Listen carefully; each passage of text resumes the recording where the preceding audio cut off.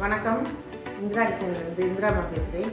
நீங்கள் நம்ம வீட்டில் என்ன ரெசிபினா தேன் மிட்டாய்ங்க. தேன் மிட்டாய் வந்து மைதா மாவுலவே செஞ்சு பார்த்துருக்குறீங்க.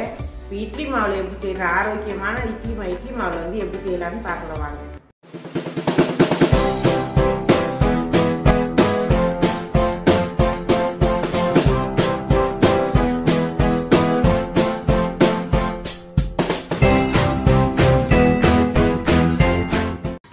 இட்லி மாவு 3 கரண்டி எடுத்துருக்கேன்.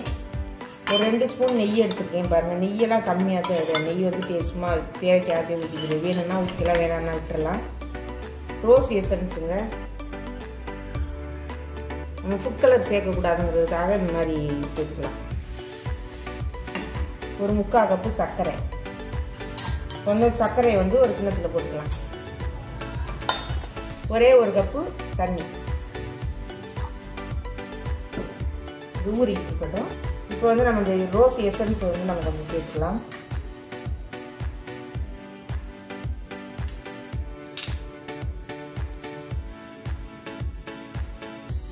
அவ்வளோதாங்க. 10 சொட்டுக்குள்ளே தான் இருக்கும். கொஞ்சம் நெய் வந்து 1 ஸ்பூன் போட்டுக்கலாம். நான் 2 ஸ்பூன் எடுத்தேன், 1 ஸ்பூன் போட்டால் போதும்.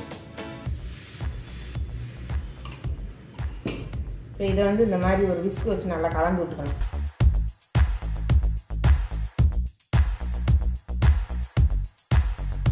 பிள்ளைங்களுக்கு வந்து இந்த தேன் மிட்டாய்னா ரொம்ப பிடிக்குங்க.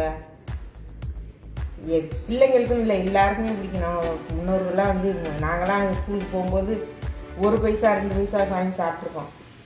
இன்னும் கொஞ்சம் ஊற்றிக்கலாம் எசன்ஸு.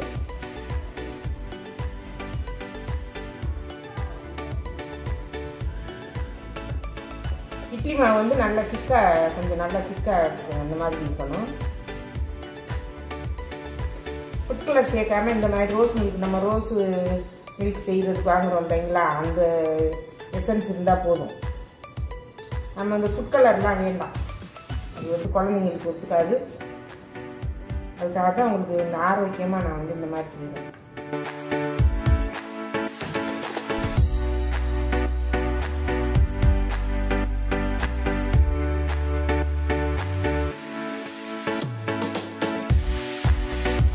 வந்து ஜீரா வந்து காஞ்சிட்டு இருக்கு பாருங்க. ஜீரா வந்து அந்த சர்க்கரை வந்து கரைஞ்சா போதும்.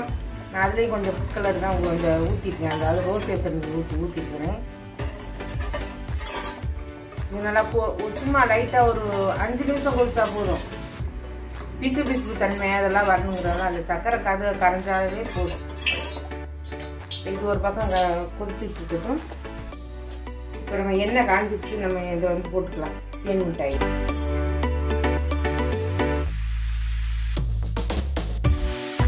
போட்டு பாருங்க.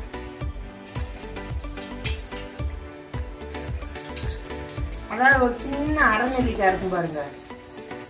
அரைநெல்லிக்காய் அளவு போட்டீங்கன்னா போதும் உங்களுக்கு. பாருங்க, நல்லா முட்டாய் இருந்துச்சு பாருங்க.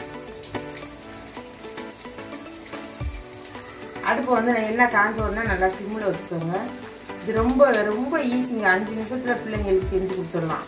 இது விரும்பி சாப்பிடுங்க. நம்ம வந்து மைதா மாவு தேன் மிட்டாயெல்லாம் வந்து பிள்ளைங்களுக்கு ஒத்துக்காது. மைதா மாவே ரொம்ப சேர்க்கக்கூடாதுங்கிறாங்க டாக்டருங்கெல்லாம்.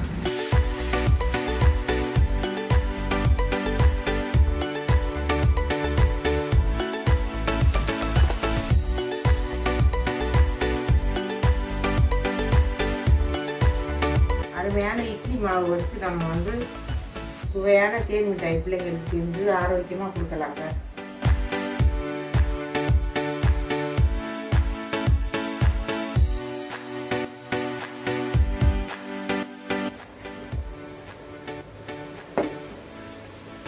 நல்லா கொதிச்சிருச்சு பாருங்க, நல்லா கரைஞ்சிருச்சு. நம்ம வந்து இதை ஆஃப் பண்ணிடலாம். இது வந்து வெந்துருச்சுங்க. இப்போ எடுத்துக்கலாம்.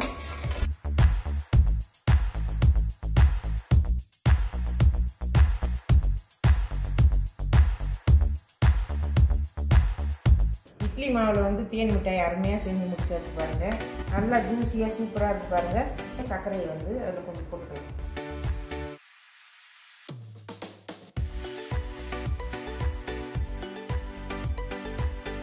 கை ஸ்பூனெல்லாம் விட்டு கலக்கக்கூடாது. இந்த மாதிரி தான் குளிச்சு விடணும்.